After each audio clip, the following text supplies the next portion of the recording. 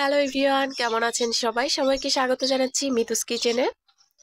আর আজকে আমি আপনাদের সাথে শেয়ার করব দারুণ একটা ডেজার্টের রেসিপি। ব্রেড দিয়ে কিন্তু খুব সহজে এই ডেজার্টটা বানিয়ে নিতে পারবেন, খুবই অল্প সময়, একদম কলিজা ঠান্ডা করা। আশা করছি রেসিপিটি সবার কাছে ভালো লাগবে। তো আর কথা না বাড়িয়ে মেন ভিডিওতে চলে যাচ্ছি। প্রথমে একটা প্যানে আমি গরম জল করে নিয়েছি, আর এর মধ্যে আমি দিয়ে দিচ্ছি গুঁড়া দুধ। আপনারা চাইলে কিন্তু লিকুইড দুধ দিয়েও এই ডেজার্টটা বানিয়ে নিতে পারবেন। সেই ক্ষেত্রে দুধটাকে একটু ঘন করে জাল করে নিতে হবে। আমি যেহেতু এখানে গুঁড়া দুধ দিয়েছি, এখানে কিন্তু জাল করে নেওয়ার কোনো প্রয়োজন নেই। এখন একটা বাটিতে আমি কিছুটা জলের মধ্যে আমি এখানে দিয়ে দিচ্ছি কাস্টার্ড পাউডার। কাস্টার্ড পাউডারটা কিন্তু যে কোনো বড় মুদির দোকানে আপনারা পেয়ে যাবেন। এই কাস্টার্ড পাউডারটাকে জলের সাথে খুব ভালোভাবে মিশিয়ে দিতে হবে। যেহেতু আজকে আমি খুবই অল্প পরিমাণে বানাচ্ছি, আমি এখানে মাত্র 1 টেবিল চামচ কাস্টার্ড পাউডার দিয়েছি। যদি বেশি পরিমাণের বানান সেই ক্ষেত্রে কিন্তু পরিমাণটাও বাড়িয়ে দিতে হবে। আর দুধের মধ্যে প্রথমে আমি চিনিটা দিয়ে দিলাম। চিনিটা দিয়ে কিন্তু চিনিটা খুব ভালোভাবে গলিয়ে নিতে হবে। আর তারপরে কিন্তু চিনিটা গলে যাওয়ার পরে আমি এখানে সেই কাস্টার্ডের গোলাটা দিয়ে দিব। চিনিটাকে কিন্তু অবশ্যই ভালোভাবে গুলিয়ে নিতে হবে, তারপরেই কিন্তু এখানে কাস্টার্ডের গোলাটা দিতে হবে। কারণ কাস্টার্ডের গোলাটা দেওয়ার সাথে সাথেই কিন্তু দুধটা একদম ঘন হয়ে যাবে। তারপরে কিন্তু আর বেশিক্ষণ জাল করা যাবে না, নামিয়ে ফেলতে হবে।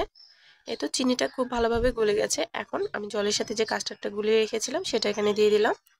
এই পাউডারটা কিন্তু কখনোই দুধের মধ্যে দিতে যাবেন না। গরম কোনো কিছুর মধ্যে দিলেই কিন্তু এই কাস্টার্ডটা দলা পাকিয়ে যাবে, ক্রিমের মতো কিন্তু আর হবে না। অবশ্যই ঠান্ডা দুধ রেখে দিবেন, অথবা ঠান্ডা জলের সাথে এটা মিশিয়ে তারপর গরম দুধের মধ্যে দিয়ে দিবেন। এটা দিয়ে অনবরত নাড়াচাড়া করে নামিয়ে ফেলেছি।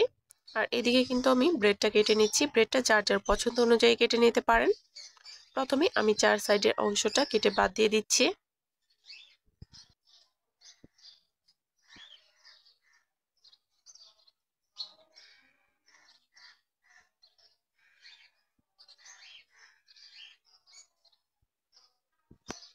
এরপর আমি মধ্যে থেকে ভাগ করে নিব। এগুলো আজকে আমি একটু ছোট ছোটই করছি, আপনারা কিন্তু আপনাদের পছন্দ মতো কেটে নিতে পারেন।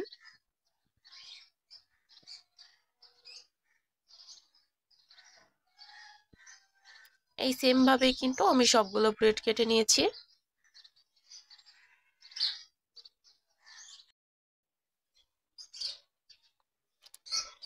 একটা বাটিতে আগে থেকে জাল করা দুধ আমি ঠান্ডা করে নিয়েছি। এখন একটা করে ব্রেড নিব, আর তার উপরে আমি সেই কাস্টার্ডটা দিয়ে দিব। এখানে আমি 1 চা চামচ করে কাস্টার্ড দিয়েছি, পুরো ব্রেডে খুব ভালোভাবে ছড়িয়ে দিয়েছি। তারপর উপর থেকে আরো একটা ব্রেড দিয়ে দিয়েছি। এখন এটাকে দুধের মধ্যে চুবিয়ে নিচ্ছি।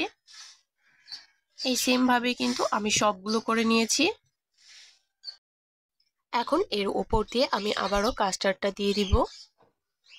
এই কাস্টার্ডটা খেতে কিন্তু ভীষণই মজাদার, আর ব্রেডের সাথে তো খেতে ভীষণই ভালো লাগে। মাত্র 10 মিনিটেই কিন্তু এই ডেজার্টটা আপনারা বানিয়ে ফেলতে পারবেন খুব সহজেই। আশা করছি আজকের ভিডিওটি সবার কাছে ভালো লেগেছে। যার যার পছন্দ অনুযায়ী কাস্টার্ডটা দিবেন।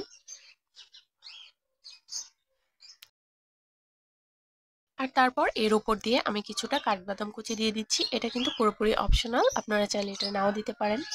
খুব সহজ একটা রেসিপি আজকে আমি আপনাদের সাথে শেয়ার করলাম। আশা করছি সবার কাছে ভালো লেগেছে। ভিডিওটি ভালো লাগলে অবশ্যই চ্যানেলটি সাবস্ক্রাইব করে পাশেই থাকবেন। আর যারা অলরেডি করেছেন তাদেরকে অসংখ্য ধন্যবাদ। সবাই ভালো থাকবেন, আবার দেখা হবে নতুন কোনো ভিডিওতে।